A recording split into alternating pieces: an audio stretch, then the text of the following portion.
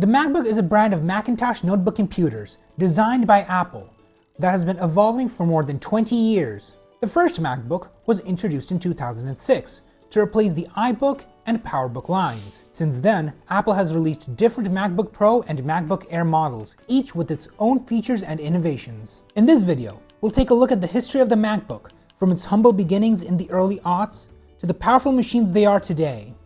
We'll discuss the different models that have been released over the years, the features that have been added, and the impact the MacBook has had on the personal computing industry. As mentioned earlier, the MacBook was first introduced in 2006 as a replacement for the iBook.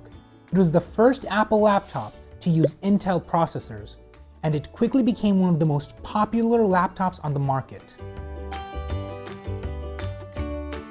The first MacBook Pro was the first line of Mac laptops made by Apple that used Intel processors instead of PowerPC ones.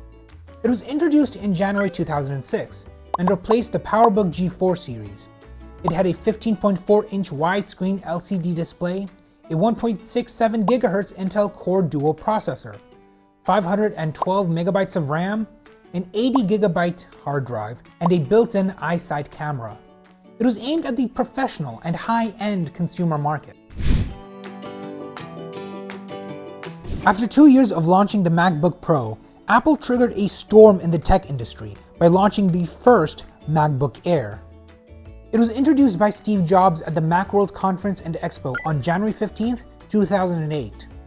It was marketed as the world's thinnest notebook, with a thickness of only 0.76 inches at its thickest point and 0.16 inches at its narrowest.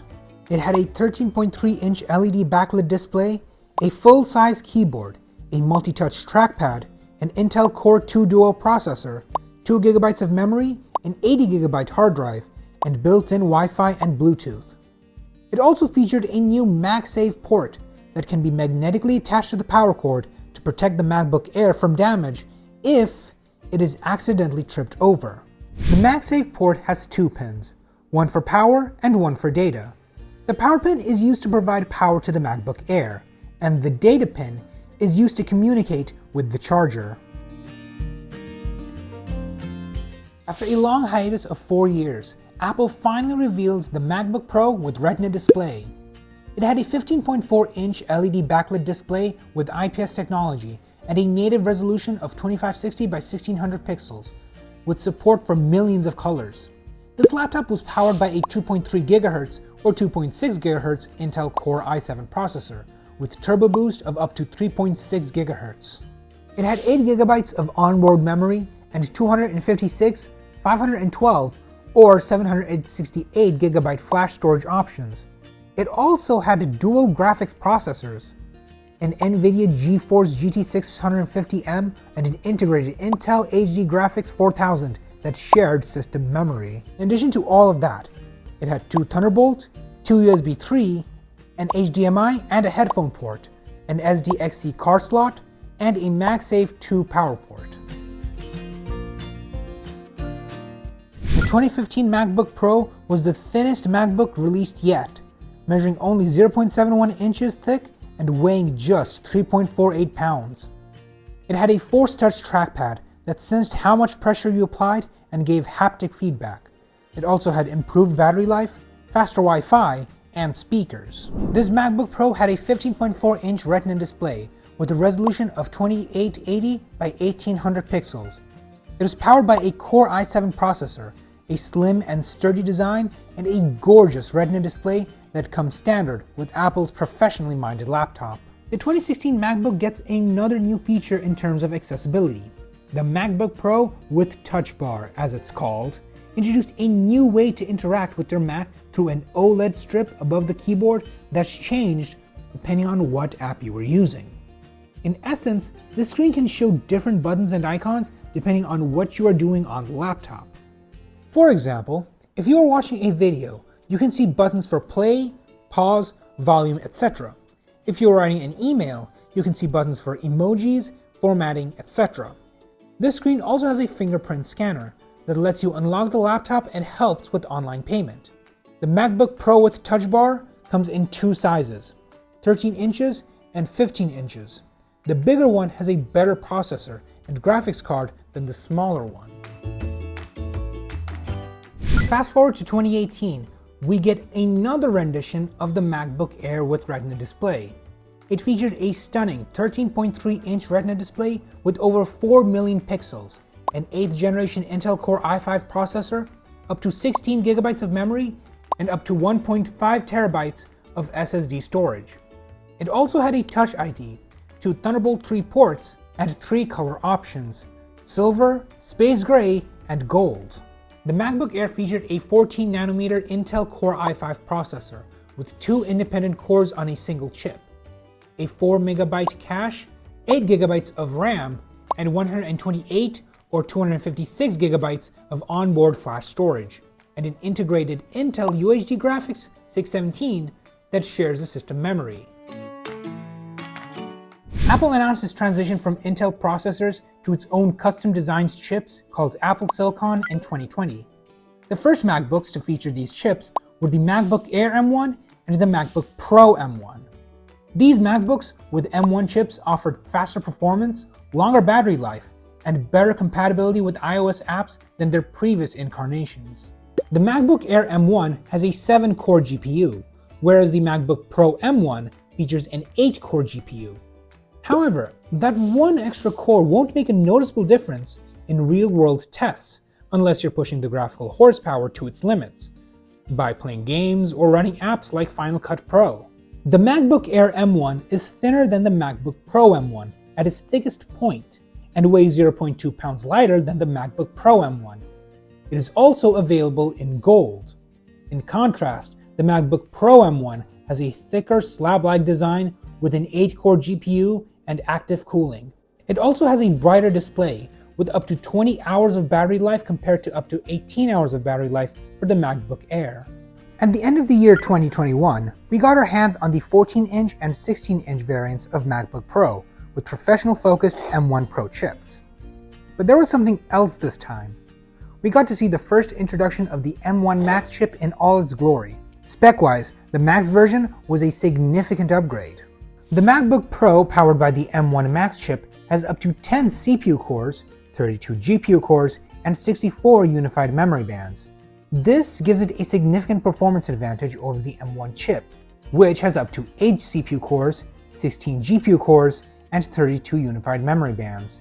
It allows the MacBook Pro M1 Max to efficiently handle even the most demanding tasks. Apart from a new chip, Apple also introduced a new look for the display. Now, it has a small notch at the top, and it's there to house the new 1080p FaceTime camera. This new implementation allows Apple to make the bezels around the display thinner. The MacBook M2 series laptop is Apple's latest generation of Mac laptops that run on the company's own silicon chips called the M2, M2 Pro, and M2 Mac. The MacBook M2 series laptop comes in 3 sizes: 13-inch, 14-inch, and 16-inch. The 13-inch model has an M2 chip with an 8-core CPU and a 10-core GPU. The 14-inch model and 16-inch model have either an M2 Pro or M2 Max chip, with up to 12-core CPU and 38-core GPU. The M2 Pro and M2 Max chips also support up to 96GB of unified memory, which is shared between the CPU and GPU. The MacBook M2 series laptop also features a new design, with thinner bezels, a notch at the top of the screen, a larger trackpad, a redesigned keyboard with Touch ID, and more ports, including MagSafe 3 for charging, Thunderbolt 4 for data transfer, and connecting external displays, HDMI 2.0 for video output, and an SDXC card slot for expanding storage. The MacBook M2 series laptop also has improved displays, with higher resolution, brightness, contrast, and refresh rate. The 14-inch and 16-inch models have Liquid Retina XDR displays that support ProMotion technology, which adapts the refresh rate to up to 120 Hz, depending on the content. On the other hand, the 13-inch model has a Retina display that supports True Tone technology, which adjusts the color temperature according to the ambient light. Adding on to that, the MacBook M2 series laptop also has enhanced audio and video capabilities, with studio-quality microphones, 6-speaker sound systems with spatial audio support, and 1080p FaceTime HD cameras. So how do the MacBook M2 series laptops perform? The MacBook M2 is designed to handle various tasks and applications with ease and efficiency. Whether you are browsing the internet, editing photos or videos, gaming, coding, or creating content, the M2 MacBooks can deliver smooth and responsive performance. According to Apple's website, an M2 MacBook can offer up to 1.4 times faster video editing performance than the previous MacBook Air with an M1 chip, and up to 15 times faster video editing performance than the Intel-based MacBook Air. The MacBook M2 series laptop can also play and edit more streams of 4K and 8K ProRes videos, including 4K ProRes videos shot on the iPhone 13 or 14 Pro. The outrageous power of the MacBook M2 series allows it to run multiple operating systems on your Mac, using virtualization software like Parallel Desktop or VMware Fusion. The MacBook M2 series laptop also has a long battery life that can last up to 22 hours on the 16-inch model and up to 18 hours on the 14-inch model, and up to 20 hours on the 13-inch model.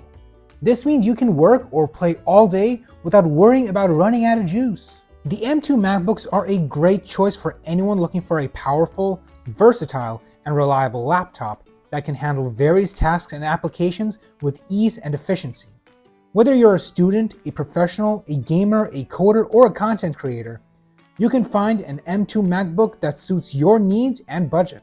Now it's 2023, and we got in our hands the MacBook 15 after being confirmed at the WWDC along with other products. There is no radical change in the specifications this time, only that the Air now has a 15-inch screen variant. This Retina display has a resolution of 2560 by 1600 pixels. Apart from that, the M2 chip, RAM, storage options, and battery life are a carbon copy of the 13-inch MacBook Air. Longtime MacBook users will surely welcome the change in the size of the display. However, some have argued that Apple could have made slight improvements in the battery life and the availability of extra ports. I hope this video was helpful and informative. If you have any questions or comments, please leave them below. And if you like this video, please give it a thumbs up and subscribe to my channel for more tech reviews and tips. Thank you for watching, and I'll see you in the next video.